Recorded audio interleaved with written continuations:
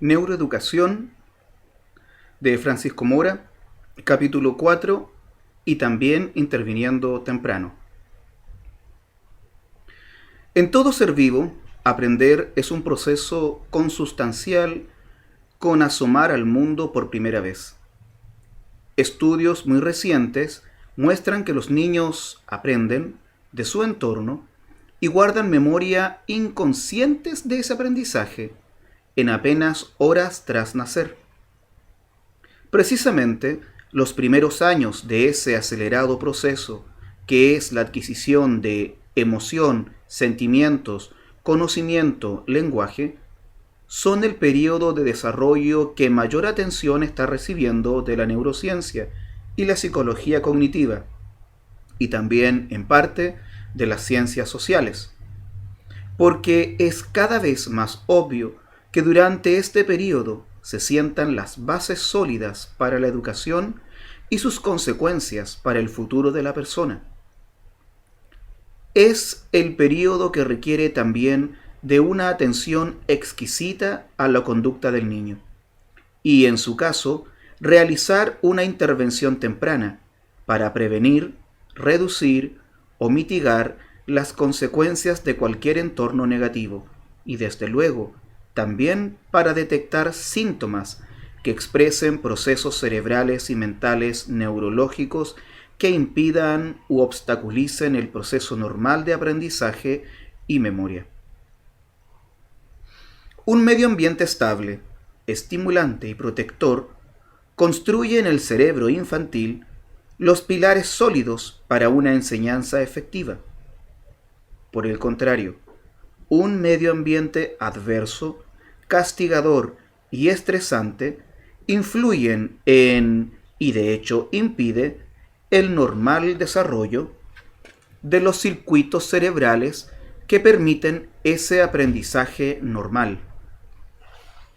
Empieza a haber conocimiento experimental y clínico acerca de, por ejemplo, los efectos de un medio ambiente estresante, familiar, social, en el desarrollo normal del cerebro de los niños, entre los que se encuentran el aumento constante de hormonas como el cortisol y sus efectos neuronales negativos en el hipocampo, área clave en los procesos de aprendizaje y memoria.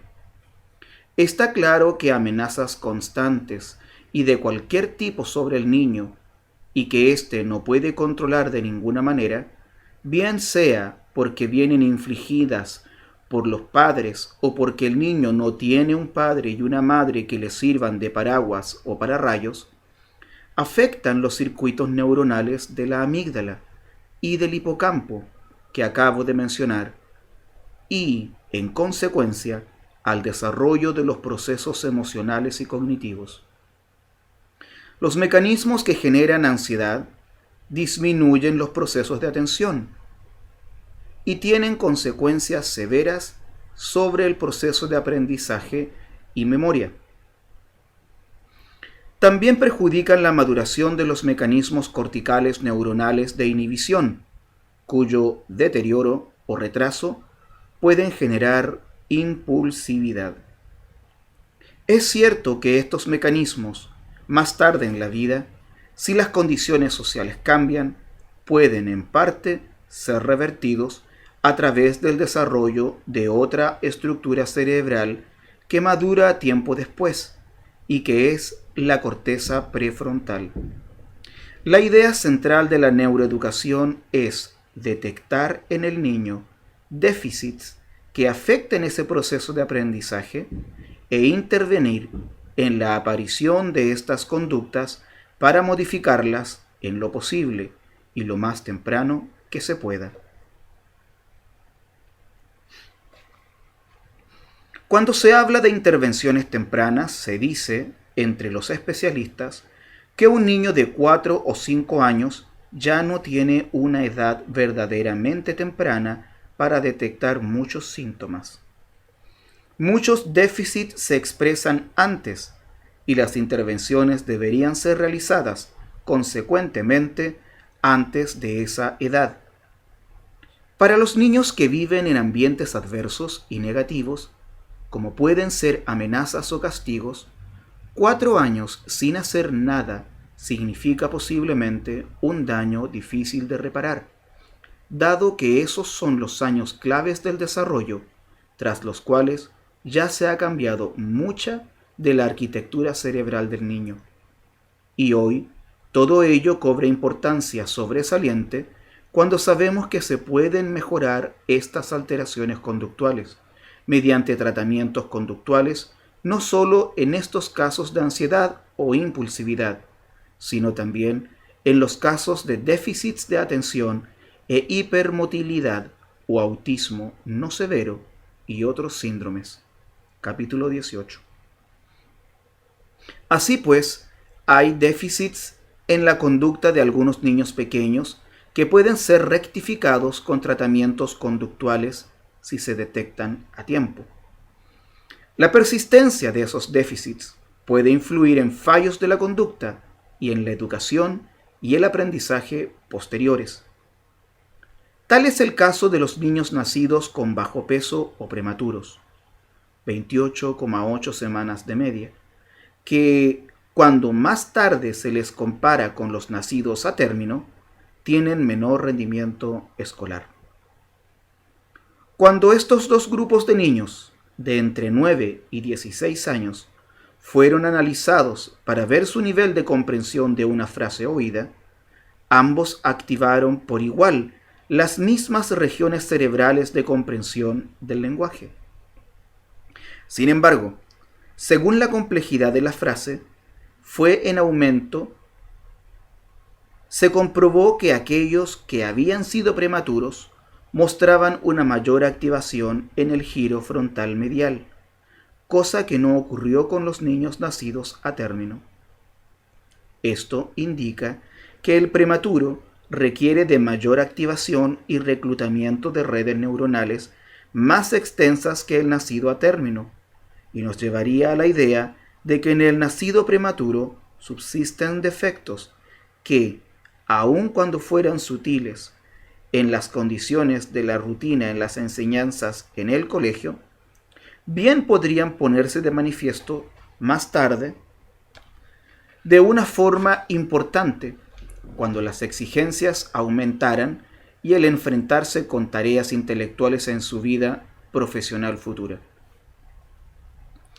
También otro estudio ha mostrado que un grupo de niños con bajo peso al nacer presentó dificultades en el aprendizaje de la aritmética, déficit que se correlacionó con una reducción del tamaño del surco intraparietal izquierdo, área que, como acabamos de mencionar, está relacionada muy específicamente con las capacidades para la estimación de cantidades. Estos fallos del desarrollo, si se hubieran detectado en los niños de modo temprano, podrían haber sido objetos de tratamiento por entrenamiento conductual. Todo esto también deja entrever la importancia de la educación individualizada si se encontraran las fórmulas que permitieran que hacerlo fuera económicamente rentable a la sociedad. De hecho, ya hay algunos modelos económicos que, aun cuando todavía en discusión, proponen que cuanta más inversión se haga en la educación en los años tempranos, mayor será el retorno de beneficios a la sociedad y más rico será ese país cara al futuro. Este es un punto hoy abierto en los países más adelantados y que comienza a ser de importancia capital.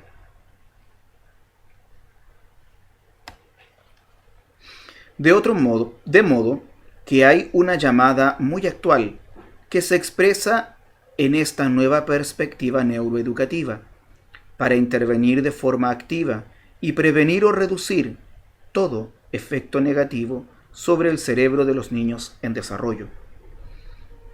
Y ello requiere ser conscientes de esta situación e instrumentarla en lo familiar, lo social y lo político, a través de neutralizar dichos efectos negativos en lo posible a nivel de los padres, de la ayuda social en los colegios y el trabajo de potenciales nuevos neuroeducadores.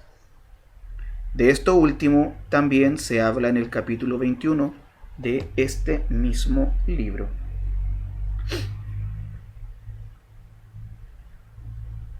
Y lo mismo podríamos señalar en los niños sin déficit alguno para la enseñanza, en relación con la memoria de la lectura, la escritura o las matemáticas, con estas últimas en particular.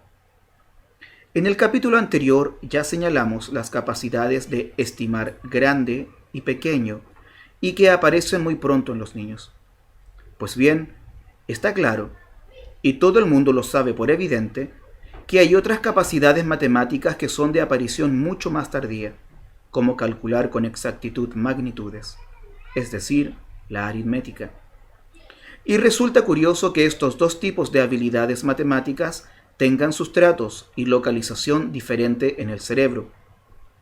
La primera, la capacidad para estimar y obtener un resultado aproximado, pero no exacto, por ejemplo, estimar si 10 es más grande que 2, se relaciona con estímulos visuoespaciales. Estoy viendo un montón de cosas más grande que otro montón de las mismas cosas que también veo.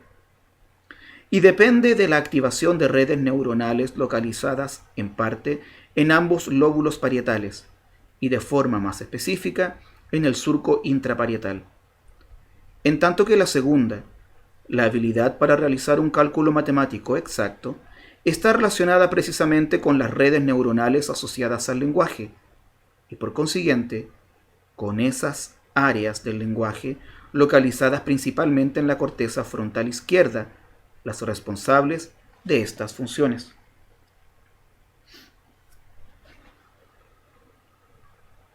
Es a partir de estos hallazgos, extraídos de la psicología, la neurociencia cognitiva y la neuropatología, que siempre han dejado perplejo tanto a psicólogos como a maestros, de donde surgen las preguntas más actuales acerca de la enseñanza de la escuela. Déjenme que en este contexto de las matemáticas apunte algunas preguntas. Por ejemplo, ¿qué combinación de los dos códigos matemáticos produce los talentos matemáticos más genuinos? ¿Podrían estos conocimientos ayudar a diseñar métodos capaces de ayudar y mejorar el estudio de la matemática? ¿Podrían estos y otros muchos hallazgos ayudar a niños con déficits en sus primeros pasos con las matemáticas? Sin duda, se abre un nuevo desafío intelectual constante.